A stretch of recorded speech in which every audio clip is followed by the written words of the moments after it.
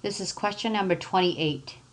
Wheat is poured through a chute at the rate of 10 cubic feet per minute and falls into a conical pile whose bottom radius is always half the altitude.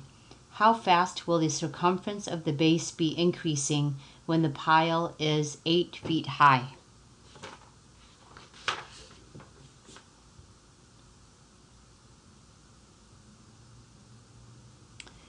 Here's a picture. It's a cone and the radius is r and the height is h. So it says that the volume is increasing at a rate of 10. So it's going to be dV dt is equal to 10. And it says that the radius is equal to 1/2 of the height. So the height is going to equal 2 times the radius. They want to know what is the rate of change of the circumference. So dc dt is equal to something when h is equal to 8, which is the same thing as the radius being 4. So I'm going to first of all start off with our volume formula for a cone, which is pi over 3 r squared h. So the volume is going to equal, I'm going to write this in terms of r. So h is equal to 2r, and I got that from this right here. So pi over 3 times r squared times 2r. So the volume is equal to 2 pi divided by 3 r cubed. Now I take this derivative, so that's going to give me dV dt is equal to 2 pi r squared dr dt. And then I'll substitute in dV dt is equal to 10. So 10 is equal to 2 pi, and the radius is 4, so it's 4 squared, and then dr dt. So 10 is equal to 32 pi dr dt, so I get dr dt is equal to 5 over 16 pi. Now they don't want dr dt, they want dc dt. So now I have another equation that I'm going to be using here, which is the circumference of a circle, and that is c is equal to 2 pi r. dc dt is equal to 2 pi dr dt. So then dc dt is going to equal 2 pi, and then in place of the dr dt, I'm putting in the answer that I got here, which is 5 over 16 pi.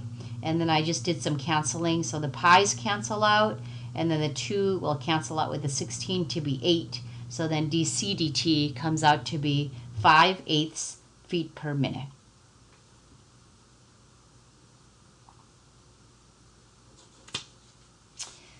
Okay, question number 33. A beacon that makes one revolution every 10 seconds is located on a ship anchored 4 kilometers from a straight shoreline.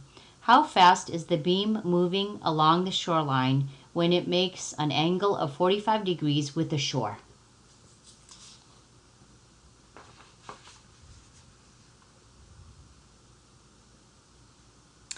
So here is my picture. I have the ship here, and then here's the distance, and here is the angle. And I want to know what here's the y value, and then I want to find out what dy dt is. So I'm going to use the tangent ratio. So the tangent of theta is equal to y over 4. So multiply through by 4. So 4 tangent of theta is equal to y. Take the derivative, so it's 4. The derivative of tangent of theta is secant squared of theta, and then I have to use a chain rule, so it'll be times d theta dt is equal to dy dt. Now they say that d theta dt is equal to 1 revolutions for every 10 seconds, so I'm going to convert that to radians per second. So here's the conversion. I'm using the railroad track method. So it's 1 revolution over 10 seconds, and I know that 1 revolution is equivalent to 2 pi. So the revolutions will cancel out, and so I end up with pi over 5 radians per second. Okay, the other information that I need is when theta is equal to 45 degrees, eventually I'll need to figure out what is the secant squared of that angle, because that is represented right here. So secant squared of 45 degrees, that is the reciprocal of the cosine of 45 degrees, which is square root of 2 over 2. And so the reciprocal will be square root 2, and then I'm going to square that, so that comes out to be 2. So now I'll put all of that information back into this right here. So I get 4 times secant squared of 45 degrees, and then d theta dt I found using the conversion is pi over 5, and then that's equal to dy dt. So 4 times secant squared of 45 degrees, we mentioned, is 2 right here. So then it's 4 times 2 times pi over 5, and that is equal to dy dt.